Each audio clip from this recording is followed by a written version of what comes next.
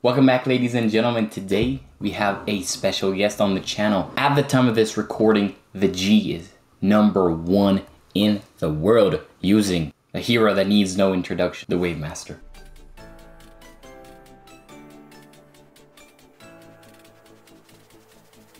As painful as it is to deal with and to face on ladder, Wave Master Bandit is on top of the food chain, and today we're gonna see how he does it with 3 replays. Don't forget to subscribe to never miss out on my brand new videos, and let's jump into battle. Speaking of the Wave Master, we're gonna have a mirror matchup here. Wave Master against Wave Master, and in this matchup, honestly, all bets are off. It's just, there's definitely some aspects of the game when it comes to RNG that needs to be fixed, and Clash Mini have taken it into consideration, and I'm sure they will find a way to make the game more readable. As you know, right now with no movements, it's kind of a quest towards reducing RNG, and no movement has successfully. I can't even talk. No movement has successfully done that. So I'm very excited to see how they fix Clash abilities. And right now in this scenario, bandits are going to be dashing everywhere, and it's going to be wild. It's going to be wild because it's usually the first bandit. It gets crazy. It gets crazy. And notice that our opponent played a all right, so right now his bandit is going to get the chain dash and take the second round, but it can be very, very unpredictable how these bandit dashes or who's going to absorb whose energy. So yeah, the G plane, it's the best deck in Clash Mini. There is no doubts in my mind. It's truly just an incredible deck that is able to really understand and take advantage of all the strongest troops in the game. We've talked about the bandit, we've also talked about the witch. So truly, it doesn't get better than this. Right now, the bandit's just going to be chain dashing. He's going to be stunning our bandit, and we're not going to take round number 3. It can be very frustrating. I will give you that. But it is what it is. This is how the meta is shaping the G. How will he be able to turn things around? Round number 4 is approaching. We've got a witch that is not being played. We actually also have a prince on the Ice Wizard. An interesting play. I don't know what to say here. Both miners are going to be played so that they attract the bandit. That's just, wow. Wow, these players, it's like these players know. They know exactly what they're playing, what the other person is playing, and they're doing the best. It's like they're doing theoretically, they're doing the best plays, and since both of these players know the best plays, they're going to be doing the exact same plays. I'm not sure if the message was clear, but basically, these players are playing the best Clash Mini, and we can see it in how they place the miners, how they place the Ice Wizard, the princes. So a really, really beautiful game of Clash Mini. It doesn't get better than this, to be honest, ladies and gentlemen. Both princes are going to clash. As you guys can see, one prince got booped away, the other didn't. That's going to be hopefully fixed. I don't think it should be too difficult to fix. It should just be when 2 princes are clashing, one would assume that they would both get booped away, but I wouldn't find this logical. They would just cancel. They would just boop and then like get back 1 tile, and then clash again. I think this would be a very solid way to fix how Clash abilities work. Just make it so that we understand and we can predict the exact outcome of, 2 princes clashing, 2 wave masters stunning each other. That I think that would make the game definitely in a much healthier spot, and I'm pretty sure the devs are aware of these bugs, and it's these little pieces of the puzzles that are missing for the game to go global, ladies and gentlemen. Right now we're going up against an Archer Queen player using the P.E.K.K.A.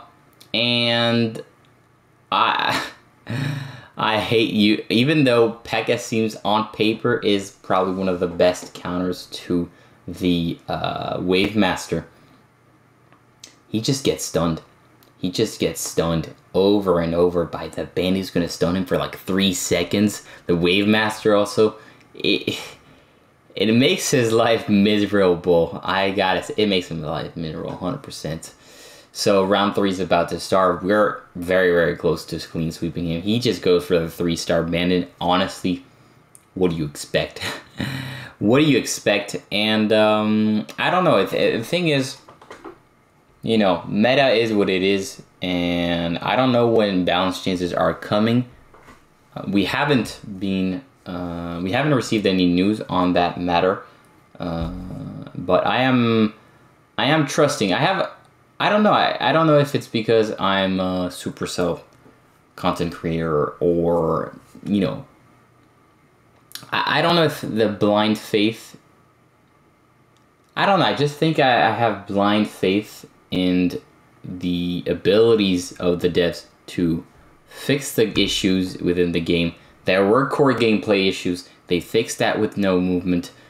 And I think the game, honestly, the only thing the game needs is just time. It's just time, and patience is, people have been, I've started the game back in November, I think. October, end of October. And I'm starting to get impatient.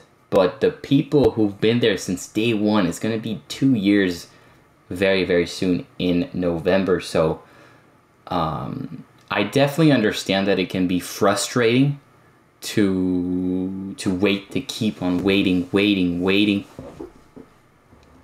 But at the end of the day, Supercell, Clash of Me is going to have to meet Supercell standards.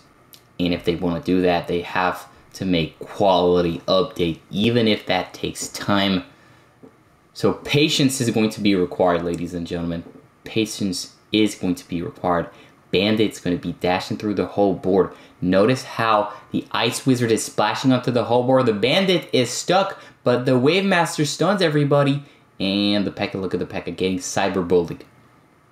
My guy's about to call 911 because he got stunned to death.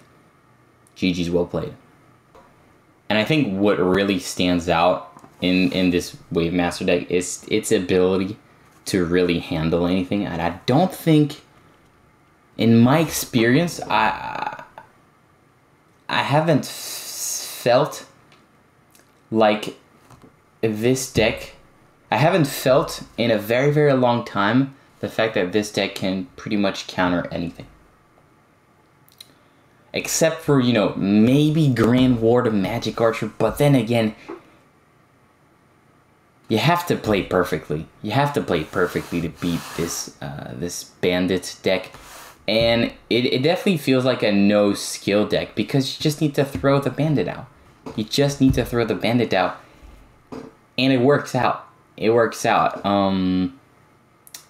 Whereas, the back in the Royal Ghost meta that we had before this one, I felt like Royal Ghost, it was still the same brainless moves. You would just place, your troops, your Ghost, you would launch the Ghost, you would place the Ghost up front and let it wait for Frenzy and let it do its thing. Yes, but there was still some solid ways to counter him.